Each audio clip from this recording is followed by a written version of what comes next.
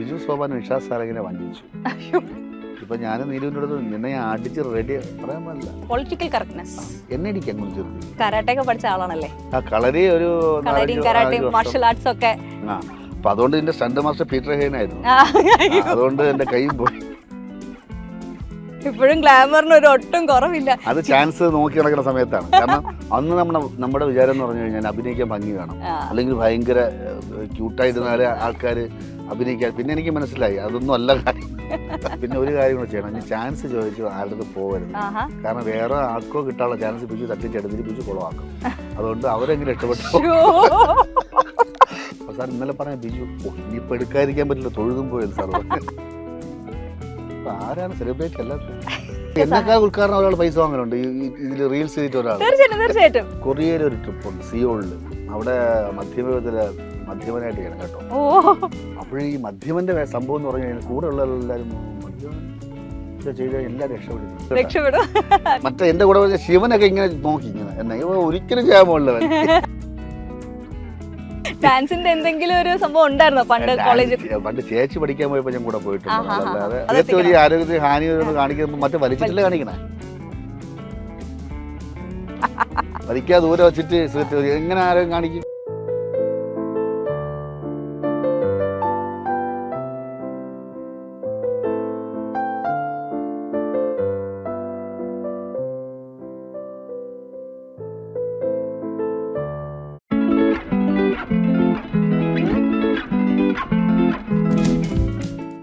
ഈ ബാലുവിനെ ചെയ്ത് ബാലുവായിട്ടല്ലാതെ പ്രേക്ഷകന് വേറൊരാളായിട്ട് ചേട്ടനെ കാണുമ്പോൾ ഉള്ളൊരു പ്രശ്നം ഫീൽ ചെയ്തിട്ടുണ്ട്? അതെ, അത് വലിയ പാടാ. അത് നമ്മള് ഇത് ബ്രേക്ക് ചെയ്യാനേ. അപ്പൊ അത് കുറച്ചെങ്കിലും ചെയ്ത് 3 മണി അസോസിയേറ്റ്സിൽ പിടിച്ച പിടിയാല അങ്ങനെ ചെയ്തതാണ്. പിന്നെ അതുപോലെ തന്നെ പ്രിയനോട്ടത്തില് ഇപ്പൊ ഒരു ഇടിയൻ ചന്തു എന്ന് പറഞ്ഞൊരു സിനിമ ഇറങ്ങുന്നുണ്ട്. നമ്മുടെ ശ്രീജിത്ത് ഡയറക്റ്റ് ചെയ്യണ വിഷ്ണു ഉണ്ണികൃഷ്ണനാണ്. അപ്പൊ പുള്ളിയുടെ അമ്മാവനായിട്ടാണ് ഞാൻ. അതില് ഇതല്ല കുറച്ച് ഒരു മാറ്റം, ഫൈറ്റും കാര്യങ്ങളൊക്കെ. ഫൈറ്റ് എന്ന് പറഞ്ഞപ്പോ ഇപ്പം ബാലുചേട്ടൻ ഫൈറ്റ് ചെയ്യുന്നത് എങ്ങനെയായിരിക്കും എന്ന് നമ്മള് സാധാരണ കുടുംബമാണ്. പക്ഷെ കരാട്ടെ ഒക്കെ പഠിച്ച ആളാണല്ലേ? കളരിയും കരാട്ടയും മാർഷൽ ആർട്സ് ഒക്കെ. അപ്പൊ അതുകൊണ്ട് എന്റെ സ്റ്റണ്ട് മാസ്റ്റർ പീറ്റർ ഹെയ്ൻ ആയിരുന്നു. അതുകൊണ്ട് എന്റെ കൈയും പോയി. പഴയ പ്രായം മറന്ന് ചെയ്ത് നല്ല ഫൈറ്റ് ആയിരുന്നു. എനിക്ക് ഭയങ്കരമായിട്ട് അല്ല, പുള്ളിയുടെ അടുത്ത് പറഞ്ഞു കളരിയാണെന്ന്. പക്ഷെ എന്നെ പുള്ളി നോക്കിയിട്ട് ഒന്നും കാണാനില്ല. കാരണം എല്ലാം കൂടെ ഉരുണ്ട് ബലൂൺ പോലെ ഇരിക്കില്ല. എന്ത് കളരി പുള്ളി നീ നോക്കി. പിന്നെ അപ്പൊ ശ്രീത്ത് പറഞ്ഞില്ല, ഡയറക്ടർ പറഞ്ഞില്ല ഇത് സാറേ അത് പുള്ളി മുമ്പ് നാടകത്തിലൊക്കെ ആയിരുന്നപ്പം കളരി സീവനിലൊക്കെ പോയിട്ടുണ്ട്. അപ്പടിയാ എന്നൊക്കെ പറഞ്ഞു. പിന്നെ 2 കാലൊക്കെ പൊക്കിയപ്പോൾ പുള്ളിക്ക് മനസ്സിലായി ചെയ്യുമെന്ന് മനസ്സിലായി. പക്ഷെ നമുക്ക് കുറച്ചും കൂടെ നല്ല ശരീരമൊക്കെ സൂക്ഷിച്ചിരുന്നെങ്കിൽ കുറച്ചുകൂടെ ചെയ്യാമായിരുന്നു. അയ്യോ, ചേട്ടന്റെ പഴയ ഫോട്ടോ ഉണ്ട്, ഞങ്ങൾ ഞെട്ടിപ്പോയി. എന്തൊരു ചുള്ളൻ! ഇപ്പോഴും ചുള്ളനല്ല, ഇപ്പോഴും ഗ്ലാമറിന് ഒരു ഒട്ടും കുറവില്ല. അത് ചാൻസ് നോക്കി നടക്കുന്ന സമയത്താണ്. കാരണം അന്ന് നമ്മുടെ വിചാരം എന്ന് പറഞ്ഞു കഴിഞ്ഞാൽ അഭിനയിക്കാൻ ഭംഗി വേണം, അല്ലെങ്കിൽ ഭയങ്കര ക്യൂട്ടായിരുന്നാല് ആൾക്കാർ അഭിനയിക്കാൻ. പിന്നെ എനിക്ക് മനസ്സിലായി അതൊന്നും അല്ല കാര്യം. നമ്മുടെ അപ്പുറത്തെ വീട്ടിലൊരു സാധാരണ മനുഷ്യന്റെ മുഖമുള്ള ആളാണെങ്കിൽ അത്രയും നല്ലതാണല്ലേ? തീർച്ചയായിട്ടും. അപ്പൊ ആ സമയത്താണ് എടുത്ത ഫോട്ടോ. അത് വളരെ ഇതായിട്ട് വെയിലുള്ളില്ല അങ്ങനെയൊക്കെ ഇരുന്ന സമയത്തായിരുന്നു. സൗന്ദര്യ സംരക്ഷണമൊക്കെ അത് സൗന്ദര്യ സംരക്ഷണ വസ്തുക്കൾ വാങ്ങിയുള്ള കാശൊന്നുമില്ല. അങ്ങനെ ആഡംബരമായിട്ട് ജീവിച്ചിട്ടുമില്ല. കാരണം നാടകം ആകുമ്പോഴേ നമുക്ക് പിന്നെ ഒരു കാര്യം, എല്ലാവരെയൊക്കെ കിട്ടുന്ന സൗഭാഗ്യമുണ്ട്. വിദേശ രാജ്യങ്ങളിൽ പോവാം. സാറിൻ്റെ കൂടെ ഉള്ളൊരു നമ്മളൊരു കൂട്ട്, പിന്നെ സാറിൻ്റെ ഒപ്പമുള്ള ഇപ്പൊ അയ്യപ്പണി സാർ വരും, കടമനിട്ട സാർ വരും. അങ്ങനത്തെ ഒരു രീതി ഉണ്ടല്ലോ. വൈകുന്നേരങ്ങളിലുള്ള അവരുടെ പാട്ടുകൾ, സദസ്സ്, നാടകം കഴിഞ്ഞിട്ടുള്ള നാടകത്തെ പറ്റിയുള്ള സംസാരങ്ങൾ, അതൊക്കെ വളരെ ഭയങ്കര പ്രൗഢമായ സദസ്സും വലിയ രീതിയിലുള്ള ഇതൊക്കെയായിരുന്നു. കാവാലം സാറിന്റെ ആ ഒരു അനുഭവം ഒന്ന് പറയാമോ? അദ്ദേഹത്തിനൊപ്പമുള്ള, കാരണം എന്ന് വെച്ചാൽ നമ്മളൊക്കെ കണ്ടറിഞ്ഞും കേട്ടറിഞ്ഞൊക്കെ ഉള്ളതേ ഉള്ളൂ. അപ്പൊ അദ്ദേഹത്തിന്റെ കൂടെ വർക്ക് ചെയ്യുക, അദ്ദേഹത്തിൽ നിന്ന് പഠിക്കുക, അദ്ദേഹത്തിന് ആ ഇൻസ്പിറേഷൻ. എനിക്ക് അദ്ദേഹത്തിന്റെ മോഹിനിയാട്ടം പദങ്ങളൊക്കെ എനിക്ക് ഭയങ്കര ഇഷ്ടമാണ്. ഞാനൊക്കെ ഇരുന്ന് കരയും, ഭയങ്കര ഇഷ്ടമാണ്. അപ്പം അദ്ദേഹത്തിന്റെ ഒപ്പമുള്ള ആ ഒരു ലൈഫിലുണ്ടായ മാറ്റങ്ങളും ചേട്ടൻ എത്രയൊക്കെ രീതിയിൽ ഇൻസ്പിറേഷൻ ഒരുപാട് മാറി. കാരണം ഞാൻ ഓട്ടോമോലായിരുന്നു പഠിച്ചത്. പിന്നെ ഈ അവസരത്തിന് വേണ്ടിയുള്ള ഓട്ടങ്ങള്, കാര്യങ്ങള്, പിന്നെ അങ്ങനെ ഒരു അടുക്കും ചിട്ട എന്ന് പറഞ്ഞ സംഭവമൊന്നും ആദ്യകാലങ്ങളില്ലായിരുന്നു. ഇവിടെ പോകും കൂട്ടുകാരുടെ അടുത്ത് പോകും. പക്ഷെ സാറിൻ്റെ കൂടെ പോയതിനു ശേഷം നമ്മൾ ആദ്യം ഒന്ന് മിണ്ടിയില്ല. ആദ്യം കുറച്ച് ദിവസം ഞാൻ ആരുടെ സംസാരിച്ചില്ല. കാരണം സംസാരിച്ചാൽ തെറ്റാവോ? എല്ലാം കലാകാരന്മാരെ കാണുമ്പോൾ തന്നെ അവർക്ക് ഒരു തെളിമയുണ്ട്. എല്ലാവരും മുഖത്ത് എല്ലാവരും മീശയൊക്കെ എടുത്ത് ജുബയൊക്കെ ഇട്ട് ഞാനും പിന്നെ പതുക്കെ സാറിൻ്റെ ജുബ്ബ ഇട്ട് തുടങ്ങി. ആ പഴയ ജുബ്ബയൊക്കെ സാറിൻ്റെ നിന്ന് വാങ്ങിച്ചിട്ട് തുടങ്ങി. പക്ഷേ ഫസ്റ്റ് ചെന്ന് കാണണമെന്ന് പറഞ്ഞു കഴിഞ്ഞാൽ അന്ന് എനിക്ക് 50 രൂപ വന്നത് അരുണ ചേട്ടനാണ്. അരുണ ചേട്ടൻ പൈസ 1 രൂപ തൊട്ട് എൻ്റെ കയ്യിലുണ്ടായിരുന്നു. ഒരു 51 രൂപ ദക്ഷിണ വെച്ചിട്ട് അന്ന് പൂജ വയ്പ്പൻ്റെ അന്ന് അപ്പോൾ സാറിനെ കണ്ടുടനെ കാല് തൊട്ട് തൊഴണമെന്ന് പറഞ്ഞു. അപ്പോൾ സാറിൻ്റെ അടുത്ത് പറഞ്ഞിരുന്നു ഇന്ന ഒരാളെ കൊണ്ടുവരുമെന്ന്. അങ്ങനെ എല്ലാവരും കൊണ്ടുവന്ന് എടുക്കാത്തൊന്നുമില്ല അവിടെ കുറച്ച് കാര്യങ്ങളൊക്കെ ഉണ്ട്. ഈ സാറ് സ്റ്റെപ്പ് കയറി വന്നത് ഞാൻ ഈ വെറ്റെടുത്ത് കാലിൽ വെച്ച് തൊട്ട് തൊഴുത്. അപ്പോൾ സാറ് ആരാ ചോദിച്ചു. അപ്പോൾ സാർ ഇന്നലെ പറഞ്ഞ ബിജു. ഇനിയിപ്പോൾ എടുക്കാതിരിക്കാൻ പറ്റില്ല, തൊഴുതും പോയെന്ന് സാറ് പറഞ്ഞു. പിന്നെ ഹാർമോണിയം എടുത്ത് വെച്ചിട്ട് സാറ് സാപ്പാസാ പഠിപ്പിച്ചു. പക്ഷെ ഇതൊക്കെ ഞാൻ അരുണാചലിന്റെ വീട്ടിൽ പോയിട്ട് എനിക്കിതെല്ലാം അറിയാം, ജയിച്ചിട്ടാ പോയത്. പിന്നെ ഒരു ഹോംവർക്ക് ഒക്കെ നടത്തിയിട്ടാണ് പോയതല്ലേ. പിന്നെ ഒരു ചൊല്ല് തെയ്യുമതത്തൈ എന്നുള്ളൊരു സംഭവം അത് ചവിട്ടിപ്പിച്ച് അത് ഞാൻ പഠിച്ചിട്ട് അപ്പൊ പുള്ളി ചെയ്യുന്നുണ്ടല്ലോ എന്ന് ഇല്ല സാർ ഇങ്ങനെ പെട്ടെന്ന്. അപ്പൊ മറ്റേ എന്റെ കൂടെ ശിവനൊക്കെ ഇങ്ങനെ നോക്കി ഇങ്ങനെ എന്നെ ഒരിക്കലും ചെയ്യാൻ പോകില്ല.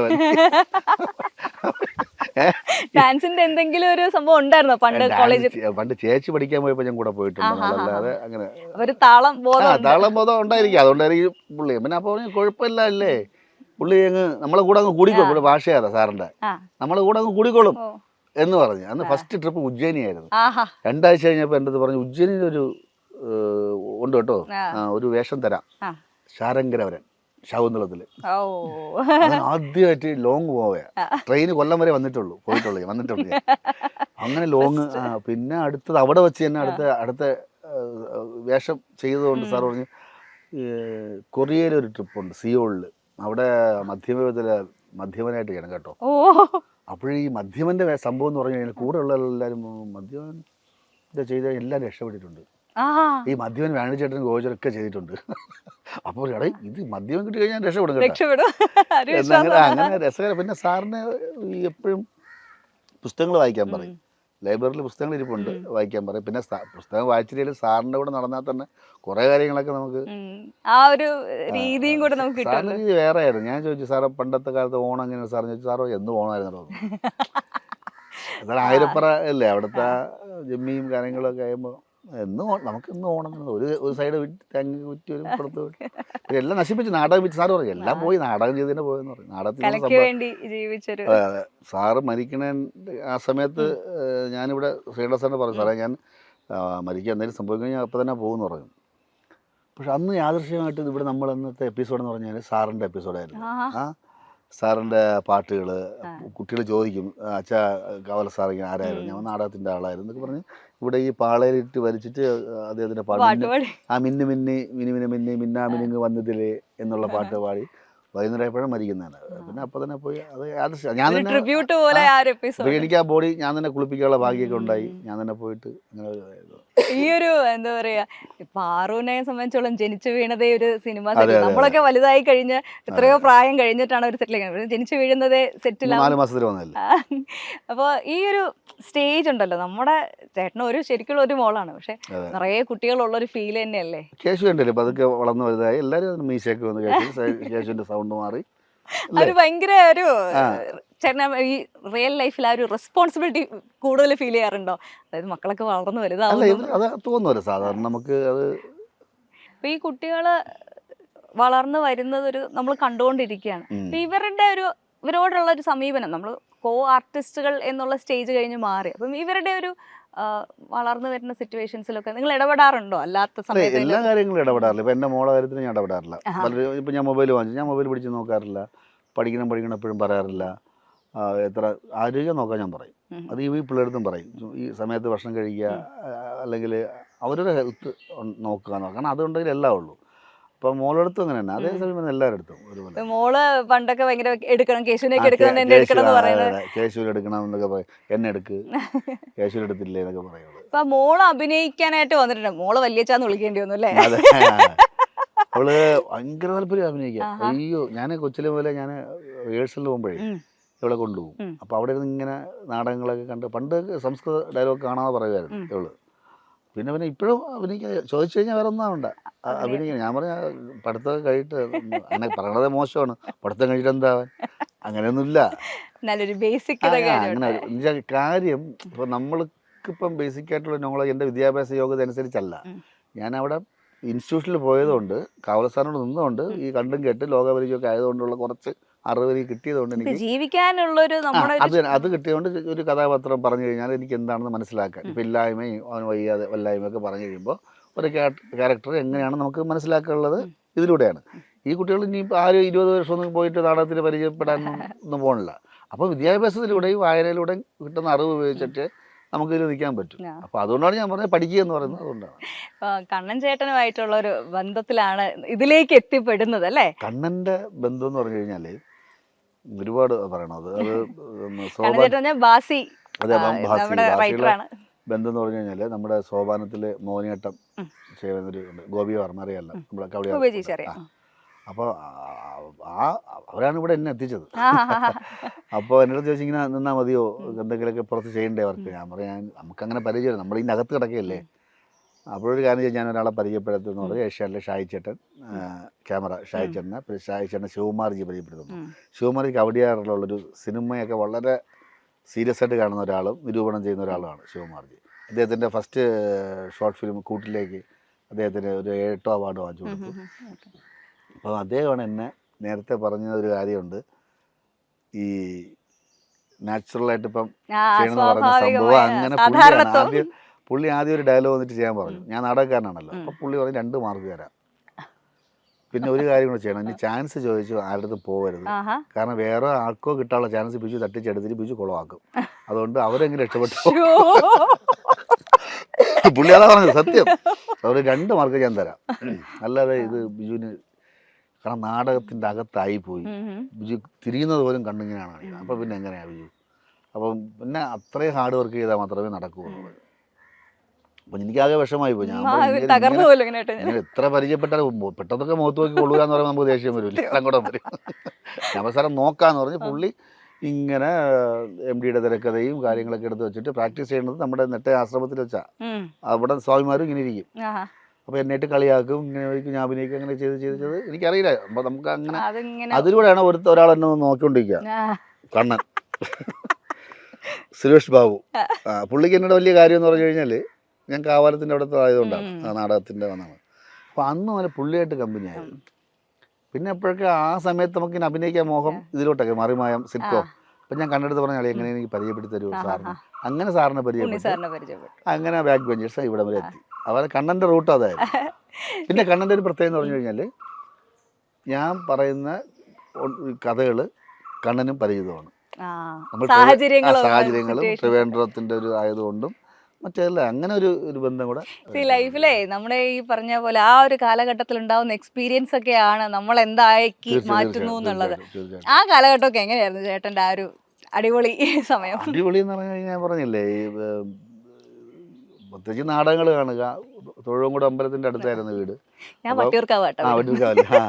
അപ്പോൾ അമ്പലങ്ങൾ ഇത് ഉത്സവം കഴിയുമ്പോൾ വിഷമമാണ്, കാരണം തീർന്നല്ലോ എന്നുള്ളതിൽ. പിന്നെ ഏറ്റവും കൂടുതൽ എനിക്ക് നാടകം കാണാൻ പോകുമ്പോൾ അതിനേക്കാൾ അവരെ പരിചയപ്പെടുക എന്നുള്ളതാണ്. നാടകം കഴിയുമ്പോൾ തന്നെ അവരെ മേക്കപ്പ് റൂമിൽ നോക്കുക, അവരെന്ത് ചെയ്യണമെന്ന് അറിയുക, അവരൊരു തല്ലുപാടൽ. ചിലപ്പോൾ ഈ നമ്മളിങ്ങനെ വിളിക്കും, അവനെന്താ പേര്, നമ്മൾക്ക് തോളിൽ കൈയിടുമ്പോഴേക്കും ആർട്ടിസ്റ്റ് നമ്മളെ കൈയിട്ടല്ലോ എന്നുള്ള. അപ്പം വലിയ ആർട്ടിസ്റ്റുമായിട്ട് നല്ല പരിചയമൊക്കെ ആയിരുന്നു പണ്ട്. പിന്നെ ഞാൻ ഇപ്പോഴും അങ്ങനെ നാടകം കാണുമ്പോൾ ഞാൻ പതുക്കെ കയറിപ്പോയി അവരൊക്കെ മീറ്റ് ചെയ്ത്. ഈ ഒരു മേഖലയിൽ നിൽക്കുന്നതിന് ഏറ്റവും വലിയൊരു ഹൈലൈറ്റ് അത് തന്നെയാണല്ലോ, ഒരുപാട് വലിയ ആൾക്കാരുമായിട്ട് മീറ്റ് ചെയ്യാനുള്ള ഒരു അവസരം. ഈ കാണുന്ന ആൾക്കാരിൽ നിന്നൊക്കെ ഇങ്ങനെ മനസ്സിൽ ഇങ്ങനെ എടുത്തു വെക്കാറുണ്ടോ ഇന്ന കാര്യങ്ങളൊക്കെ? ഒരു ആക്ടർ എന്നുള്ള രീതിയിൽ ഒബ്സർവേഷൻ ആണ് ഒരു ആക്ടറിന്റെ ഏറ്റവും വലിയൊരു കാര്യം. അങ്ങനെ ഡീപ്പായിട്ട് ഇങ്ങനെ നോക്കൂല, പക്ഷെ നമുക്കത് അറിയാതെ തന്നെ വരും, ചിലയുടെ രീതികളൊക്കെ വരും. ഇടയ്ക്ക് ഈ ഒരാൾ എന്നെ വിളിച്ചിട്ട് പറഞ്ഞു, ഇത് എന്താ, അതിന് വേറെ ഏത് ഇൻ്റർവ്യൂ ഞാൻ പറഞ്ഞു തോന്നുന്നത്, നിങ്ങളെന്തോ തമാശ ആണോ ചെയ്യുന്നത് ഇപ്പോൾ? അത് പറഞ്ഞ് തമാശ ഇല്ല, അത് പറഞ്ഞിട്ട് നിങ്ങൾ തമാശ എന്തോ ആണ്, ഒന്ന് കാണിച്ചേ എന്ന് പറഞ്ഞു. ഞാൻ പറഞ്ഞില്ല, അല്ല സാറേ ഞാനിങ്ങനെ ഇപ്പം തമാശ കാണിക്കുന്നത് അല്ല തമാശ എന്നൊക്കെ. അപ്പം എനിക്കിങ്ങനെ അതുവരെ എനിക്ക് ദേഷ്യമൊന്നുമില്ല. ഞാനിങ്ങനെ പിന്നെ ആലോചിച്ചപ്പോൾ അങ്ങനെ എന്നെക്കാൾ പ്രായമുള്ള ആളാണ്, അങ്ങനെ പ്രായം ഉണ്ടോ കൊണ്ട് പോകാൻ വയ്ക്കണമെന്നില്ലല്ലോ അല്ലേ? നമ്മൾ സാറെന്ത് ചെയ്യണേ? ഞാൻ സ്റ്റാറ്റിസ്റ്റിക്സ്. അവൻ ഒരു കാര്യം, സാറ് കുറച്ച് കണക്ക് എഴുതി കൂട്ടി, ഞാൻ കാണണ്ടെന്ന് പറഞ്ഞു. അല്ലേ, ചുമ്മാ എനിക്ക് കുറെ കണക്ക് എഴുതി കൂട്ട് അല്ലേ? അപ്പൊ സാറിന്റെ ജോലിക്ക് സാറിന് അപ്പൊ അവൻ അങ്ങനെ അപ്പൊ ഇതാണല്ലേ പറഞ്ഞത് തമാശ. അങ്ങനത്തെ കുറെ ഇപ്പൊ നമ്മൾ ഈ പറഞ്ഞ പോലെ ഇത്രയും വർഷമായിട്ട് വർക്ക് ചെയ്യല്ലേ, നമ്മൾ ആദ്യത്തെ ഒരു കുറച്ച് കാലമൊക്കെ അങ്ങോട്ടും ഇങ്ങോട്ടും ഈ ഫോർമൽ ആയിട്ടൊക്കെ സംസാരിക്കും. ഇത് കഴിയുമ്പോഴത്തേക്ക് നമ്മുടെ റിയൽ സ്വഭാവമൊക്കെ പുറത്തു വരും. അടി ഉണ്ടാക്കാറുണ്ടോ? ആ അടി ഏറ്റവും കൂടുതൽ അടി ഉണ്ടാവണം എന്ത് വിഷയത്തില? അത് എല്ലാവരുടെയും അടീനെ പറ്റി കേൾക്കുന്ന അല്ല ഈ ഡയലോഗ് ഒക്കെ പറയുമ്പോൾ ഞാൻ അങ്ങനെ പറഞ്ഞാൽ ശരിയാവില്ലത്. അതെന്താ പറയാ ശരിയാവത്തെ? അങ്ങനെയൊക്കെ എനിക്ക് തോന്നുന്നു മണിക്കൂറുകളെ ഷൂട്ട് തീർത്ത് വെച്ചിട്ടുണ്ട്. ആണോ അടി പിണക്കം തീരാനായിട്ട്? ഈ വർക്കിന്റെ പരമായിട്ട് തന്നെ നമ്മൾ അങ്ങനെ പറഞ്ഞാൽ ശരിയാവില്ല. അതോ നിങ്ങൾ അങ്ങോട്ട് അത് ട്രിവാൻഡ്രം മറ്റേ അങ്ങ് പിടിക്കും, ട്രിവാൻഡ്രം പിടിക്കും, സെക്രട്ടേറിയറ്റ് പിടിക്കും, ഞാൻ അവിടെ വെണ്ടുരുത്തി പാലം പിടിക്കും. അങ്ങനെ വഴക്കുണ്ടായിട്ടുണ്ട്. പിന്നെ ഒരിക്കൽ ഇതുപോലെ എന്താ പറയുക, ഇടയ്ക്കൊരു രസമായ സംഭവം ഉണ്ടായി. അത് ഏതോ ഒരു യൂട്യൂബിൽ വന്ന ഇതാണ്. നിഷ സാരംഗ് ബിജു സോപാൻ നിഷ സാരംഗിനെ വഞ്ചിച്ചു. അപ്പോൾ ഇതെടുത്ത് നോക്കിയത് വീട്ടിലൊക്കെ കണ്ടത് എടുത്ത് നോക്കി. സംഭവം എന്നറിയാമോ, ഈ നിഷ ഈ ഡ്രൈ ഫ്രൂട്ട്സ് കൊണ്ടുവരും, ഞാനും ഇടയ്ക്ക് കൊണ്ടുവരും. അപ്പോൾ നിഷ കൊണ്ടുവന്ന കുറച്ച് വലിയ ടില്ല. ഞാനത് ഈ ചെറിയ ബ്രേക്ക് സമയത്തൊക്കെ ഒരു സിനിമ എടുത്തിട്ട് പിള്ളേർക്കെല്ലാം കൊടുക്കും. അപ്പോൾ പിള്ളേർ തിന്നുമ്പോൾ പുള്ളിക്കാരൻ വിചാരിക്കണമെന്ന് വെച്ചാൽ ഞാൻ കൊണ്ടുവന്നതാണ്. അങ്ങനെ പിള്ളേർ എൻ്റെ അതൊന്നും കാണൂല. ഞാൻ ഇത് ഒറ്റയ്ക്ക് കഴിക്കുകയും ചെയ്യും. ഇത് തമാശയ്ക്ക് പറയാണ്, ഇങ്ങനെ എൻ്റെ ഭയങ്കര കള്ളനാണ് വഞ്ചകൻ. അത് എടുത്ത് ഒരുപാട് ഇങ്ങനെ ഈ ടൈറ്റിലുകൾ ഭയങ്കര ഒരു പ്രശ്നമാണല്ലോ. അങ്ങനത്തെ പല ടൈറ്റിലുകളും വന്നിട്ടുണ്ടാവില്ലേ? വന്നിട്ടുണ്ട്. താരം ദമ്പതികൾ വിവാഹിതരായി എന്ന് പറഞ്ഞിട്ട് നമ്മുടെ ഫോട്ടോ. അപ്പോൾ പക്ഷെ വന്നത് കണ്ണനും വർഷയും കൂടെ നമ്മുടെ സുരേഷ് ടൈറ്റിൽ നമ്മുടെ വന്നിട്ടുണ്ട്. ഈ ഒരു എന്താ പറയാ, അതൊക്കെ രസമുള്ള സംഭവമാണ് കേട്ടോ. വേറെ നമ്മൾ പക്ഷേ ഈ ഒരു സോഷ്യൽ മീഡിയ കാലഘട്ടത്തിൽ ഇത്രയും ഒരു അക്സെപ്റ്റൻസ് കിട്ടുക എന്ന് പറഞ്ഞു കഴിഞ്ഞാൽ അതിനെപ്പറ്റി ചിന്തിച്ചിട്ടുണ്ടോ? നമ്മുടെ ഒരു ഓഡിയൻസ് സാധാരണ TV പ്രേക്ഷകരല്ല, ടിവിയുടെ സീരിയൽ കാണുന്ന ആൾക്കാരെ അല്ല ഉപ്പുമുളകിന്റെ പ്രേക്ഷകരെന്ന് പറയുന്നത്. അതൊരു വേറെ നമ്മുടെ ഒരു സോഷ്യൽ മീഡിയയുടെ ആൾക്കാരാണ്. സോഷ്യൽ മീഡിയയിലാണ് ഏറ്റവും കൂടുതൽ ഇത് പോപ്പുലർ ആയിരിക്കുന്നത് അല്ലേ? അപ്പൊ അത് എപ്പോഴെങ്കിലും ഫോളോ ചെയ്യാറുണ്ടോ നിങ്ങൾ? ഈ സ്ക്രിപ്റ്റ് ഒക്കെ ചെയ്യുന്ന സമയത്ത് നമ്മുടെ പ്രേക്ഷകർക്ക് കുറച്ച് ഡിഫറെന്റ് ആയിട്ടുള്ള സാധനങ്ങൾ വേണം എന്നുള്ള കാര്യങ്ങൾ? ഉണ്ടല്ലോ. അവരുടെ ടേസ്റ്റ് ഒക്കെ നമുക്ക് എന്താണെന്ന് കറക്റ്റ് അറിയാം. പിന്നെ ഒരു കാര്യമല്ലേ, ഇപ്പൊ ആരാണ് സെലിബ്രിറ്റി അല്ലാത്ത? ഞാൻ ചോദിക്കട്ടെ, എല്ലാവരും അല്ലേ വീട്ടിലെ ഒരു 5 പേരുണ്ടെങ്കിൽ 2 പേരെ സെലിബ്രിറ്റി. കാരണം അവർ മൊബൈൽ എടുത്ത് വയ്ക്കുന്നു, അവർ റീൽസ് ചെയ്യുന്നു. പണ്ട് മൊബൈലിൽ TV കാണാൻ കഴിയാത്ത സംഭവങ്ങൾ സ്വയം ക്രിയേറ്റ് ചെയ്ത് അവർ സ്റ്റാർ ആകുന്നു. പണ്ട് ആരെങ്കിലും എന്നെക്കാൾ ഉദ്ഘാടനം ഒരാൾ പൈസ വാങ്ങലുണ്ട് ഇതിൽ റീൽസ് ചെയ്തിട്ട് ഒരാൾ. തീർച്ചയായിട്ടും ഈ സോഷ്യൽ മീഡിയ എന്നെക്കാൾ മീൻസ് എന്ന് പറഞ്ഞാൽ ഞാൻ ഇത്രയും വർഷം നിന്ന് അതിനേക്കാൾ പോപ്പുലാരിറ്റി ഉള്ള ഇൻസ്റ്റാഗ്രാമിലൊക്കെ ഉള്ള നമുക്ക് പണ്ടത്തെ കാലത്ത് എങ്ങനെയാന്ന് വെച്ചാൽ നമുക്ക് കഴിവുണ്ടായിട്ട് കാര്യമില്ല, വേറെ ആരെങ്കിലും ഒക്കെ കനിഞ്ഞാൽ മാത്രമേ നമുക്കൊരു അവസരം കിട്ടുള്ളൂ, അല്ലെങ്കിൽ നമുക്ക് എന്തെങ്കിലും ആവാൻ പറ്റും. ഇപ്പൊ കയ്യിൽ ടാലന്റ് ഉണ്ടോ അവർക്ക് തന്നെ അത് മാർക്കറ്റ് ചെയ്യാൻ. ഞാൻ നോക്കിട്ടെ, ഇപ്പൊ എത്ര വീട്ടമ്മമാര് അല്ലെങ്കിൽ വീട്ടിലെ ആൾക്കാർ ഹസ്ബൻഡ് ആൻഡ് വൈഫ് എല്ലാം കൂടെ ചേർന്നുകൊണ്ട് ഓരോ സംഭവങ്ങൾ ചെയ്യണമെങ്കിൽ നാച്ചുറലായിട്ട് ചെയ്തിട്ട് പോയല്ലോ അവര് അല്ലേ? തീർച്ചയായിട്ടും ആ കാര്യത്തിൽ ഇപ്പൊ എനിക്കതിന് പിന്നെ ആരെ ആരാധിക്കാന്നുള്ളതാണ്. എല്ലാവരും പരസ്പരമായി ഞാനും സെലിബ്രിറ്റിയാണ്. എല്ലാവരും അതിൻ്റെ പുതുമ അങ്ങ് പോയി. പണ്ട് പറയില്ല, ഇരുട്ടത്ത് മറ്റേ വെട്ടത്ത് ഷൂട്ട് ചെയ്ത് ഇരുട്ടത്ത് കാണിക്കുന്ന സംഭവമാണ്. പിന്നെ പുറത്ത് കാണിക്കില്ല, എവിടെയെങ്കിലും ഒരു ഷെഡിനകത്ത് അതിനെ പറ്റിയുള്ള ഒരു കാര്യം ആ കൗതുകം. ഇപ്പൊ എനിക്ക് തോന്നുന്നു ആ കൗതുകം ഒരു സ്റ്റാർഡം എന്നുള്ളത് കൗതുകം തോന്നണമെങ്കിൽ ഭയങ്കര ഭാഗ്യമാണ് അല്ലേ? അത് ശരിയാ. ഇപ്പോഴും കൗതുകം ഒരാൾക്ക് കാണണമെന്നുണ്ടെങ്കിൽ ഭയങ്കര ഭാഗ്യം. തീർച്ചയായിട്ടും ഈ ഒരു സ്റ്റാർഡം എന്ന് പറയുന്നത് ഒരു ഭയങ്കര സംഭവം തന്നെയാണ്. കാരണം ഇപ്പോൾ എല്ലാവർക്കും ഈ പറഞ്ഞ സെലിബ്രിറ്റീസ് ഒരുപാടുണ്ട്. പക്ഷെ അതിനിടയിലും നല്ലൊരു നടൻ എന്നല്ലെങ്കിൽ നല്ലൊരു ആർട്ടിസ്റ്റ് എന്നുള്ള രീതിയിൽ ആ ഒരു അവനവൻ്റെ ഒരു പൊസിഷൻ മെയിൻറ്റെയിൻ ചെയ്യുക എന്ന് പറയുന്നത് വലിയ പാടാണ്. ഭാഗ്യം. എങ്ങനെ തോന്നുന്നു ഈ ഒരു, അതായത് ഭയങ്കര ഒരു റെസ്പോൺസിബിലിറ്റി ഉള്ള പോലെ ഫീൽ ചെയ്യാറുണ്ട്? ഒരുപാട് പേരില്ലേ, അപ്പം അതിൽ ഒരാളെ തന്നെ അങ്ങനെ തിരഞ്ഞെടുക്കുക. ഒരാളെ മീൻസ് അങ്ങനെയല്ല, ഒരുപാട് പേരിൽ ഈ കാറ്റഗറീസ് ഉണ്ടല്ലോ. ഇങ്ങനെ ആൾക്കാർ ഇഷ്ടപ്പെടുന്നവർ, എല്ലാവരും ഇഷ്ടപ്പെടുന്നുണ്ടെങ്കിലും പോലും കുറച്ചുകൂടെ നോട്ടബിൾ ആയിട്ടുള്ള ആൾക്കാർ. ഈ ഉപ്പുമുളക് ഇങ്ങനെ നമ്മൾ ഇത്രയും വർഷമായിട്ട് കാണുകയാണ്. ഇതിനകത്ത് പറയാൻ പറ്റുന്ന, അതായത് ഒരു അച്ഛനും അമ്മയും ഇത്രയും മക്കളുള്ളൊരു വീട്ടിൽ പറയാൻ പറ്റുന്നതായിട്ടുള്ള ഒരുവിധപ്പെട്ട വിഷയങ്ങളൊക്കെ എടുത്തിട്ട് അലക്കി കഴിഞ്ഞു. ഇതെങ്ങനെ വിഷയം ഉണ്ടാക്കുന്നു, അതൊരു വലിയൊരു സംശയമാണ് കേട്ടോ. മനുഷ്യരാ, നമുക്ക് ഓരോ വിഷയങ്ങൾ ഓരോ ദിവസം വരും. ഇപ്പം എൻ്റെ വീട്ടിൽ തന്നെ കണ്ടില്ല, ഓരോ വിഷയങ്ങൾ വരും, ഓരോ ദിവസവും ഓരോ വിഷയങ്ങൾ വരും. അത് നമുക്ക് അതിന് വിഷയ ദാരിദ്ര്യം ഇല്ല, വരും. ഇപ്പം പുതിയ ആർട്ടിസ്റ്റുകളൊക്കെ വരുന്ന സമയത്ത് ഒത്തിരി പുതിയ ആൾക്കാർ ഒരുപാട് പേരുണ്ട്. അപ്പം അതിനനുസരിച്ച് തന്നെ നമ്മുടെ പ്രേക്ഷകർക്ക് ഈ കുടുംബത്തിലേക്ക് വേറെ ആൾക്കാർ വരുന്നതിനോട് ഭയങ്കര പ്രശ്നമാണ്. പ്രശ്നം അത് എങ്ങനെ മാനേജ് ചെയ്യണം? വന്നാൽ അതനുസരിച്ച് നിന്നോണം.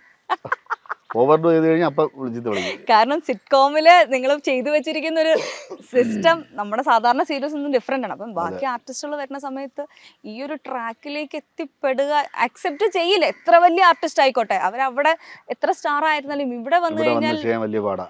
അത് എങ്ങനെയാണ് നിങ്ങൾ ഇവിടെ വരുന്ന ആൾക്കാർക്ക് പറഞ്ഞു കൊടുക്കാറുണ്ട്? പറഞ്ഞു കൊടുക്കും. അവർ തന്നെ പറയും ഇങ്ങനെ കുറച്ച് പാടാനല്ലേ നമ്മുടെ ഇങ്ങനെ ചെയ്യാനുണ്ട്.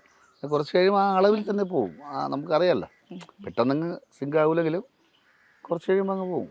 ഇപ്പം ഒരു എന്താ പറയാ, സീസൺ 1 നിന്നും സീസൺ 2 വന്നപ്പോൾ ഭയങ്കര മാറ്റങ്ങൾ ഉണ്ടാക്കുന്നു. അത് കുട്ടികളുടെ മാറ്റം തന്നെ. ഒരുപാട് കഥകൾ മാറി. അപ്പം എങ്ങനെയാണ് ആ ഒരു മാറ്റം ബാലൻസ് ചെയ്ത് കൊണ്ടുപോകുന്നത്? അതായത് പ്രേക്ഷകനെ ഇഷ്ടപ്പെടുന്ന രീതിയിൽ എത്തിക്കണമല്ലോ അത്. അല്ല, ഇപ്പം ഞാൻ പറയും ഈ മാറ്റം ഒന്നാമത്തെ കാര്യം, ഈ ഇപ്പം കേശുവിനെ വെച്ച് കുട്ടികളെ കളിക്കാൻ പറ്റില്ല, ശിവാനി കുട്ടികളെ കളിക്കാൻ പറ്റില്ല, പിന്നെ പാറക്കുട്ടി. അപ്പം ഇപ്പോഴത്തെ നില അനുസരിച്ച് എന്തൊക്കെ ഒരു ഇപ്പം കേശുവിൻ്റെ യുവാവാണല്ലോ, യുവാവിനുണ്ടാകുന്ന പ്രശ്നങ്ങളാണ് ഇപ്പോൾ അവന് ലൈനായി, വേറെ ആയി, ഞാൻ കുറച്ചുകൂടെ കിളവനായി എന്നാണ് പറയുന്നത് ഇപ്പോൾ അവര് മര്യാദയ്ക്ക് കിളവനായില്ല, മര്യാദയ്ക്ക് വീട്ടിൽ അടങ്ങി ഒതുങ്ങി കിടന്നൂടെ, വീടിൻ്റെ പുറത്ത് എന്നാണ് ഭാര്യയും മക്കളൊക്കെ പറയുന്നത് തന്നെ. അപ്പോൾ അത് അങ്ങനെ, അപ്പോൾ ആ ലെവലുള്ള കഥകളായി. പിന്നെ അതിൽ തന്നെ രസിക്കാനുണ്ടല്ലോ, രസം എല്ലാ ഏജിലുണ്ടല്ലോ.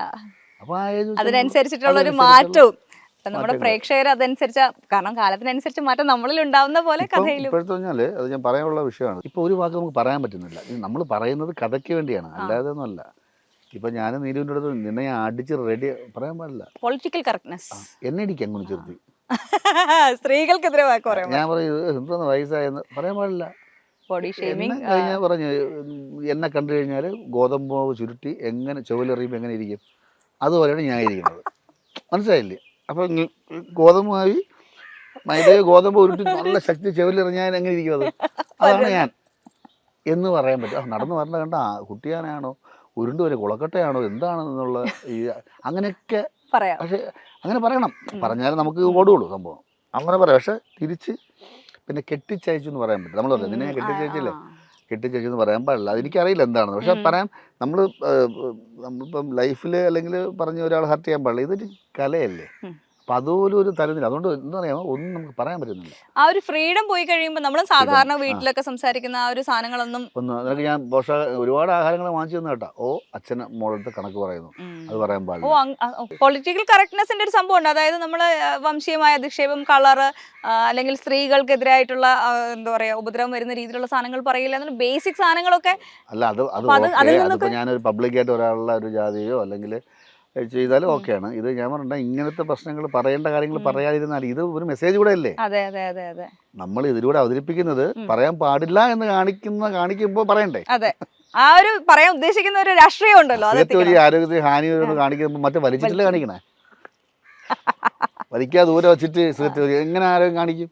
അപ്പൊ അത് പിക്ചറൈസ് ചെയ്യണ്ടേ, അത് കാണിക്കണ്ടേ, എന്നാലും നമുക്ക് പറയാൻ പറ്റും സിഗരറ്റ് വലിയും കള്ളുകൂടിയും ആരോഗ്യത്തിന് ഹാനികരമാണെന്ന് നമ്മൾ ചെയ്ത് കാണിക്കണ്ട. അപ്പോൾ ചെയ്ത് കാണിക്കുന്നത് കലയിലൂടെ അല്ലേ, ഇതിലൂടെ. അപ്പോൾ അതുപോലും പറ്റുന്നില്ല. ചേട്ടന് തോന്നുന്നുണ്ടോ നമ്മൾ ഈ ഫിക്ഷനിലൊക്കെ അല്ലെങ്കിൽ നമ്മൾ എന്റർടൈൻമെന്റ് പർപ്പസിന് വേണ്ടി കാണിക്കുന്ന സിനിമ, സീരിയൽ പോലെയുള്ള സാധനങ്ങൾ നമ്മുടെ ഒരു സമൂഹത്തിൽ അല്ലെങ്കിൽ യങ്സ്റ്റേഴ്സ് എന്നുള്ള ആൾക്കാരെ ഇൻഫ്ലുവൻസ് ഡയറക്ട്ലി ചെയ്യപ്പെടുന്നു തോന്നുന്നുണ്ട്? നല്ല കാര്യങ്ങളുണ്ട് അല്ലേ, നല്ല കാര്യങ്ങൾ എന്തുമാത്രം ഉണ്ടല്ലേ. അതൊന്നും ഒരിക്കലും അത് നമുക്കതൊരു പിടിവള്ളിയാണ്. അങ്ങനെ കാണിച്ചല്ലോ, അതുകൊണ്ട് എനിക്ക് കാണിക്കാം. തലയിൽ വെക്കാൻ അവൻ ഒരു പടത്തിൽ ഒരു പാവപ്പെട്ട ഒരു ദരിദ്രനായ ഒരു യുവാവ് പഠിച്ച് പാസ്സായി AS എടുത്തു, അവൻ അമ്മയെ നോക്കിയ രക്ഷകനായി മാറി. അതുപോലെ മാറ് എങ്കിൽ ഞാൻ അതുപോലെ ആവ് മറ്റേ വെള്ളമടിച്ച് ഓടിക്കട്ടെ എന്നാ പിന്നെ ഞാൻ വെള്ളമടിച്ച് ഓടിക്കട്ടെ എന്ന് പറഞ്ഞാൽ ആ സിനിമ കണ്ടു എന്നൊരു കാര്യമുണ്ട്. ഇതൊക്കെ ചുമ്മാ ബാലിശ്യമായ കുറേ കാര്യങ്ങൾ, ഒരു കാര്യമില്ല.